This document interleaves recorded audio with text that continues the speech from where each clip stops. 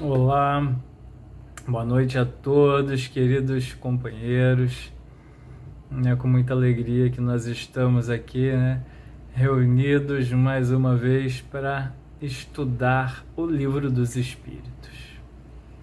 Antes de iniciarmos então o nosso estudo, vamos acerenar os nossos corações, fechar os nossos olhos, nos conectar com a espiritualidade superior, agradecidos por mais essa oportunidade que temos de estudar essa doutrina de luz, de amor, que tanto vem nos aclarar as ideias, os ensinamentos do Mestre Jesus e que nos auxilia a passar pelas provas e expiações de uma maneira mais branda, mais leve, com entendimento, aceitação e resignação. Que possamos então aproveitar essa oportunidade de estudo, que os amigos espirituais consigam nos auxiliar a compreender os ensinamentos presentes nestas lições que vamos apreciar e que consigamos colocar em prática tudo que essa doutrina de luz nos traz.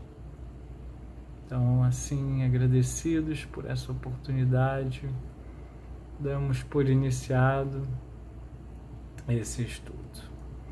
E realmente, meus amigos, é com muita gratidão por mais essa oportunidade de aprendizado, de compartilhamento de saberes que o convite da equipe do Centro Espírita Ibirajara proporciona, que damos aí início ao estudo de hoje, que abordará as perguntas contidas no tomo 4º do Livro dos Espíritos, Esperanças e Consolações, onde nós vamos estudar o capítulo Penas e Gozos Terrenos, no qual é abordado aí as questões 941 e 942 do Livro dos Espíritos. Essas questões, elas tratam do tema da morte. Como diz o título do livro do Richard Simonetti, quem tem medo da morte? E você aí do outro lado da telinha, nutre esse medo? Em nossa sociedade, desde os tempos remotos, a morte é envolta de sombra lúgubre, as cerimônias fúnebres, elas mais inspiram medo, do que um sentimento positivo. E geralmente esses assuntos relacionados à morte trazem aspectos de repulsa, de medo, concorrendo para inspirar mais ainda esse temor pela morte, ao invés de trazer uma ideia de esperança, de libertação. A própria igreja, ela nos apresenta aí uma barreira insuperável entre esses indivíduos após a morte, já que as almas que estão em infernos lá padeceriam, eternamente, e as que estão entre os eleitos do Senhor viveriam em um paraíso, mas ambas separadas e incomunicáveis, pelo resto aí da eternidade. Colocando então aí entre mortos e vivos, e também entre os mortos que estão no céu e os mortos que estão no inferno, uma distância assim tamanha, que mais alimenta o temor da morte. Imagine, mesmo estando entre os eleitos do Senhor, como que a gente conseguiria ser feliz com essa ideia de que nossos amigos ou familiares poderiam estar ardendo aí eternamente do inferno? Realmente, ainda a gente vai precisar de muito tempo para que se consiga, extirpar esse sentimento atávico que o homem traz em relação à morte. Mas será que serão estes os únicos motivos, para que a gente tema a morte?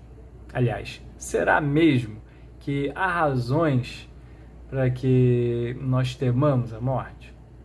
Então, vamos aí analisar as questões 941 e 942 propostas para o estudo de hoje, para ver se nós conseguimos chegar aí a uma conclusão. Na pergunta de 941, Kardec ele inquire aos espíritos superiores o seguinte: para muitas pessoas, o temor da morte é uma causa de perplexidade. Então, de onde lhes vem esse temor, já que tem diante de si o futuro? Notaram que no final da pergunta, Kardec faz uma afirmação, quando ele diz de onde lhes vem esse temor, já que tem diante de si o futuro. O que Kardec quis dizer com essa afirmação, de tem diante de si o futuro? E ele também aborda esse assunto, da ciência no futuro no livro O Céu e o Inferno, onde no capítulo 2, que também trata aí dessa questão do assunto do tema da morte, nós encontramos o seguinte subsídio na construção da pergunta que Kardec faz lá sobre as causas do temor da morte. Ele pergunta assim: o homem, seja qual for a escala da sua posição social, desde selvagem, ele tem o sentimento inato no futuro, Diz a intuição que a morte não é a última fase da existência e que aqueles cuja perda nós lamentamos, eles não estão irremissivelmente perdidos. A crença da mortalidade é intuitiva e muito mais generalizada do que a do nada. Mas a maior parte dos que nela creem apresentam-se-nos possuídos de grande amor às coisas terrenas e temerosos da morte. Por quê? Então, aqui nessa construção da pergunta que Kardec faz lá no livro Céu e o Inferno, nós podemos entender melhor o enunciado da questão 941, onde Kardec questiona o porquê desse temor à morte. Já que desde os tempos primitivos, nós já temos esse sentimento inato no futuro e a intuição de que a morte não é o fim de tudo. E a resposta dos espíritos superiores a Kardec sobre essa questão é bem clara, Eles são assim peremptórios ao afirmar que não há fundamento para semelhante temor. Mas também, eles ressaltam em contrapartida que para a maioria de nós, desde pequenos, as nossas crenças elas são construídas aí sobre a base que existe, um inferno e um paraíso, e que o mais certo é se ir para o inferno, visto também que nós fomos levados a crer que o que está na natureza constitui aí um pecado mortal para a alma.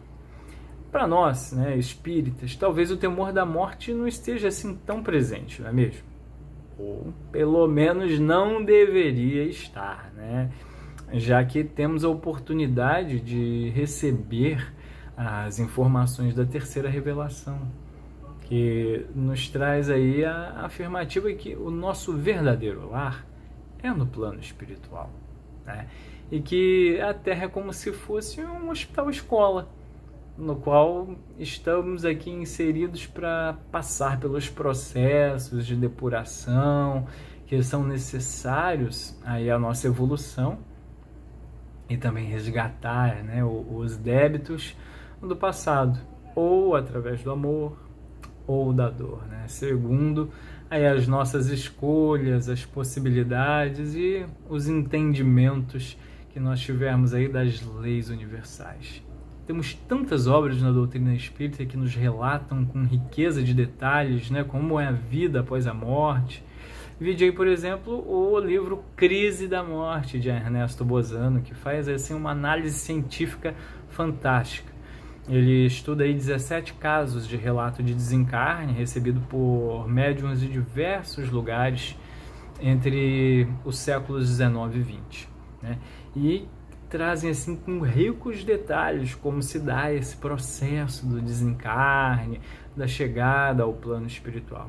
Inclusive, mais adiante aqui no nosso estudo, nós vamos abordar um pouco aí do que nos traz Bozano sobre esse tema. Mas, voltando aqui agora ao Livro dos Espíritos, no final da resposta à questão 941, os espíritos superiores afirmam aqui o seguinte: a morte não inspira ao justo nenhum temor, porque com a fé ele tem a certeza do futuro. A esperança o faz esperar por uma vida melhor, e a caridade, a cuja lei obedece, lhe dá a segurança de que não encontrará no mundo que terá de ir nenhum ser cujo olhar ele deva temer. Vocês perceberam que, se vocês olharem no livro, né, vão ver no final aí dessa pergunta o número 730, né, que é em referência à questão homônima do Livro dos Espíritos, né, e essa questão nos traz uma pista do porquê conservamos o temor da morte. Kardec inquire o seguinte na questão 730. Já que a morte nos leva a uma vida melhor e nos livra dos males deste mundo, seria mais de desejar do que temer. Por que então o homem sente instintivo horror por ela, a ponto de estar sempre apreensivo por sua causa? Aí os Espíritos dizem: já o dissemos que o homem deve procurar prolongar a sua vida para cumprir a sua tarefa. Foi por isso que Deus lhe deu um instinto de conservação. E esse instinto o sustenta nas suas provas, né? Se não fosse assim, muito frequentemente ele se entregaria ao desânimo, né? A voz secreta que faz repelir a morte lhe diz que ainda pode fazer alguma coisa pelo seu progresso. No livro O Céu e o Inferno, né, como já citamos ele aí anteriormente, o capítulo 2, que também trata desse assunto do temor da morte, ele traz outra afirmação bem semelhante a essa, né, da pergunta 730, quando Kardec pergunta, né, sobre o motivo do medo da morte, e os espíritos assim o dizem: este temor é um efeito da sabedoria da providência e uma consequência do instinto de conservação comum a todos os viventes. Olha aí o instinto de conservação de novo. Ele é necessário enquanto não se está suficientemente esclarecido sobre as condições da vida futura, né, como um contrapeso, né, essa tendência que, sem esse freio, esse contrapeso, nos levaria a deixar prematuramente, né, a vida, negligenciar o trabalho terreno, que deve servir aí ao nosso próprio adiantamento. E à proporção que o homem compreende melhor a vida futura, né, o temor da morte vai diminuindo. Uma vez esclarecida, né, a sua missão terrena, aguarda ali aí o homem o fim com resignação, serenamente. Então a gente pode perceber que, além dos costumes, aquelas crenças atávicas da nossa sociedade, né, relacionadas à morte que havíamos comentado, também a sabedoria da providência divina, né, faz com que, através do nosso instinto de conservação, também alimentemos aí esse temor da morte. Temor esse que é proporcional, né, como vimos, ao nosso esclarecimento com relação à vida após a morte, e que vai diminuindo aí paulatinamente à medida em que nós conseguimos penetrar com mais profundidade nos conhecimentos sobre a vida no plano espiritual. No item 4, aqui do capítulo 2 do livro O Céu e o Inferno, ainda respondendo à pergunta de Kardec, né, sobre o porquê do temor da morte, os espíritos eles afirmam que, para a gente se libertar do temor da morte, e poder encará-la, né, sobre o seu verdadeiro ponto de vista, isso é, ter penetrado pelo pensamento no mundo espiritual, fazendo dele uma ideia tão exata quanto possível, né? O que denota aí, da parte do espírito encarnado, uma tal ou qual desenvolvimento e aptidão para se desprender aí da matéria, né? Ou seja, o medo aprisiona e o conhecimento liberta, né? E para conseguir nos libertar, penetrar nos conhecimentos sobre o mundo espiritual, né, fazendo desses ideia tão exata quanto possível, como os espíritos comentam, né, para compreender aí os meandros da morte, Ernesto Bozano o faz com maestria no seu livro A Crise da Morte, né, que comentamos mais cedo. E através dessa pesquisa científica em que ele estuda aí 17 casos de relatos de desencarne recebidos por vários médios aí entre os séculos 19 e 20, né, em que são adotados critérios de investigação científicas, né, no limite do possível, são aplicados aí ao material que foi examinado nesses casos de desencarne relatados no livro. O Bozano, né, após essa profunda pesquisa e análise, ele consegue perceber e elencar o que ele chama de detalhes fundamentais, né, e ainda detalhes secundários, né, ambos concernentes aí a esse processo da desencarnação do espírito, os quais são constantemente confirmados em todas as revelações do mesmo gênero. Inclusive, né, nós médios que participamos aí das reuniões mediúnicas, nós vemos esses pontos comuns que serão relatados agora por Bozano, né, e que nos descortinam e os mistérios que possam ainda pairar sobre o processo de desencarne no geral, né. São 12 os detalhes fundamentais a cujo respeito se acham aí de acordo todos os espíritos que foram autores dessas mensagens, né? Salvo, né, sempre inevitáveis exceções, né, como Bozano diz.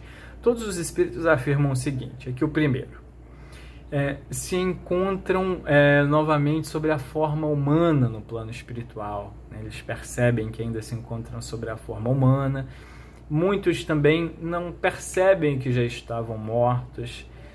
Outros tanto, né, terem passado aí pela prova da visão panorâmica, né, quando eles veem toda a sua vida passando como um filme assim ao seu derredor, né, terem sido acolhidos no mundo espiritual pelos espíritos de familiares ou de amigos mortos.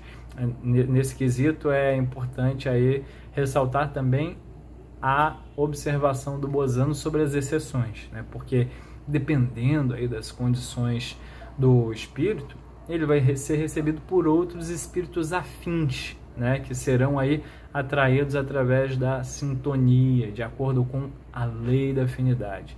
Podemos verificar, inclusive, né, essa questão no relato do segundo caso, né, do livro de Bozano, onde a personalidade do Dr. Horace, a personalidade mediúnica do Horace, descreve a maneira pela qual o seu espírito se separou do corpo carnal. Ele diz assim: como sucede a um bem grande número de humanos, meu espírito não chegou muito facilmente a ser libertado do corpo, né? Demorou um pouco ainda. E logo que voltei a mim, vi 2 espíritos que me eram desconhecidos e para os quais me senti atraído por um sentimento de afinidade, né? Com eles deixei o meio onde desencarnara e onde me conservara até aquele momento.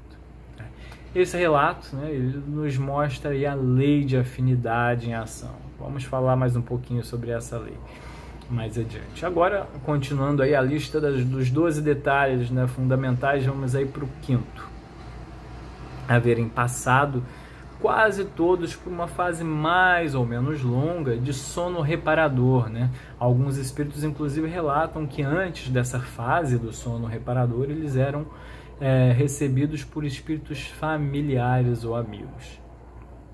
Sexto item aqui que Bozano elenca: terem se achado num meio espiritual radioso e maravilhoso, né, no caso de mortos moralmente normais, ou, né, num meio tenebroso e opressivo, no caso de mortos moralmente depravados, segundo os termos de Bozano.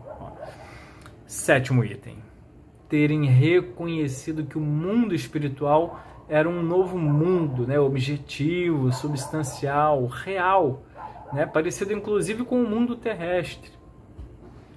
Oitavo item: haverem aprendido os espíritos que no mundo espiritual o pensamento ele constitui uma força criadora, né, ele é capaz de plasmar objetos.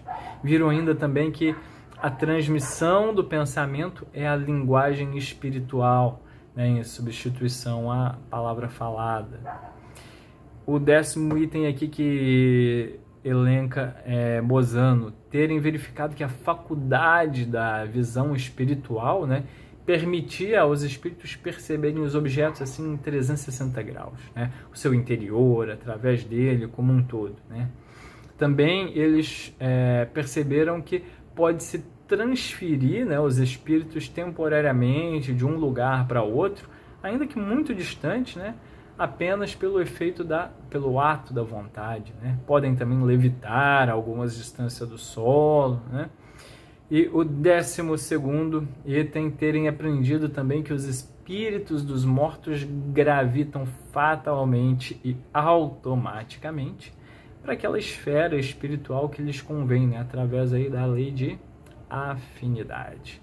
Esses são os 12 detalhes fundamentais, né, que Bozano ele diz que todos os espíritos que se comunicaram, né, e se apresentam aos vivos, um quadro bem esquemático, né, bem completo dos sucessos, né, que nos aguardam todos nós no curso da morte e das impressões que esperam aí a nossa chegada ao plano espiritual, né?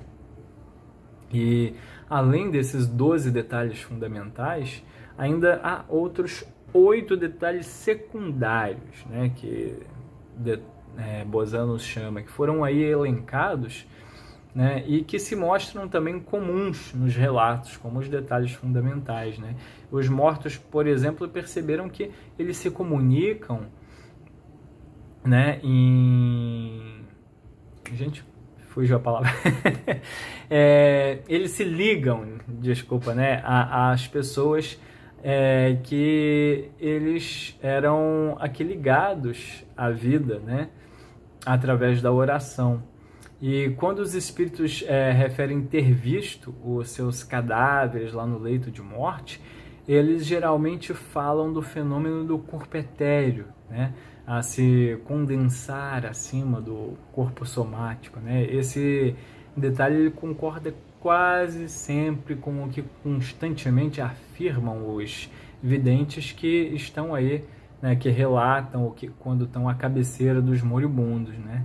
Um terceiro item também que eles dizem que, de comum acordo, que assim como não pode haver individualidades vivas absolutamente idênticas, também não podem existir desencarnadas individualidades idênticas, né, a ponto de terem aí que percorrer aquela mesma trajetória, mesma escala de evolução, de elevação espiritual. Cada jornada é única.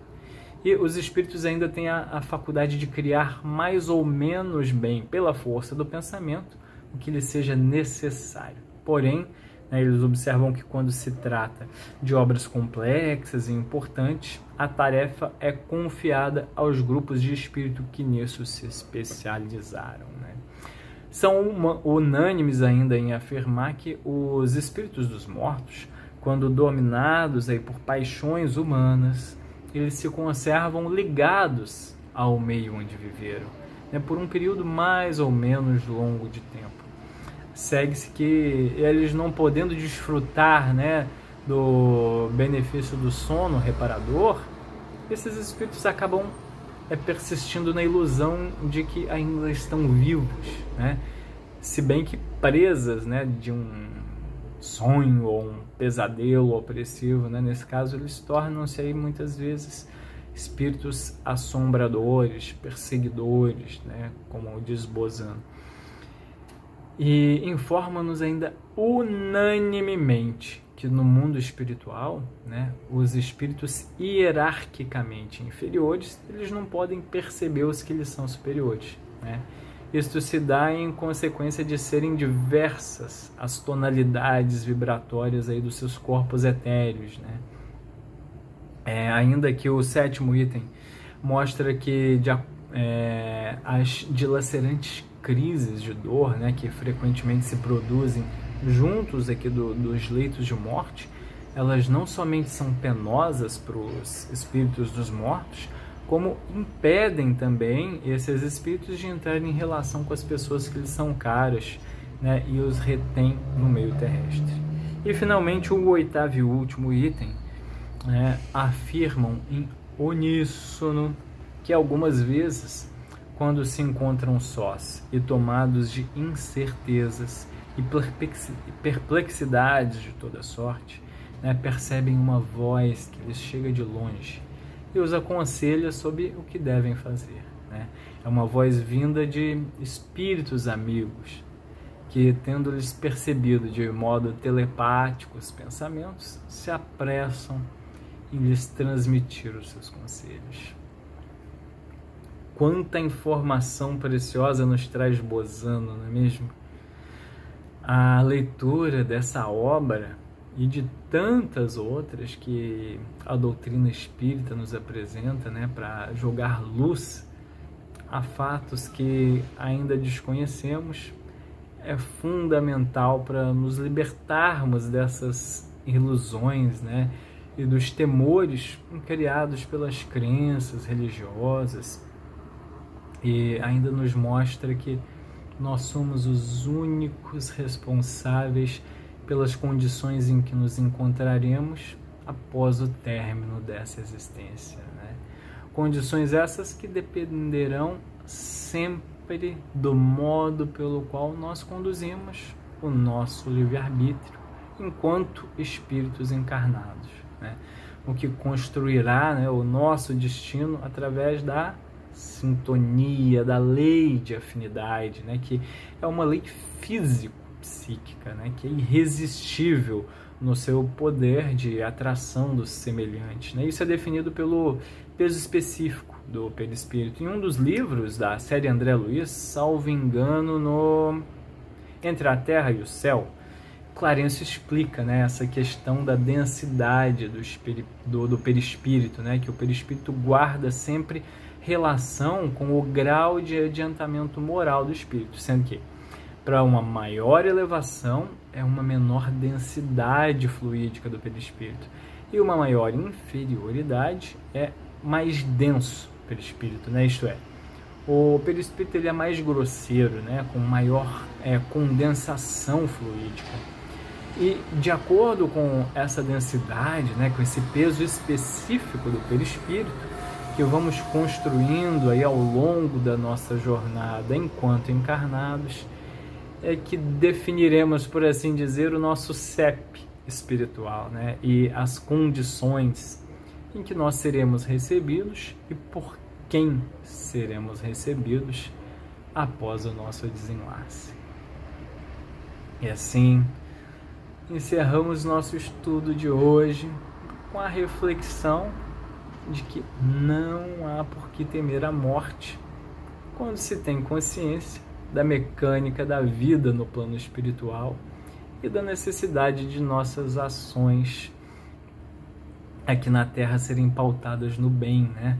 Na lei de amor e caridade, para que não experimentemos agruras e sofrimentos na chegada ao plano espiritual. Então, meus amigos, muito obrigado pela presença de cada um de vocês. Espero que tenham gostado desse estudo, que tenha sido aí útil, que eu tenha conseguido passar um pouco aí, né, do que esse tema tão denso nos traz. Então, muito obrigado a todos. Obrigado mais uma vez à equipe, né, do Centro Espírita Ibirajara por este convite, que é sempre aí a oportunidade de aprendizado e reflexão. Fiquem todos em paz.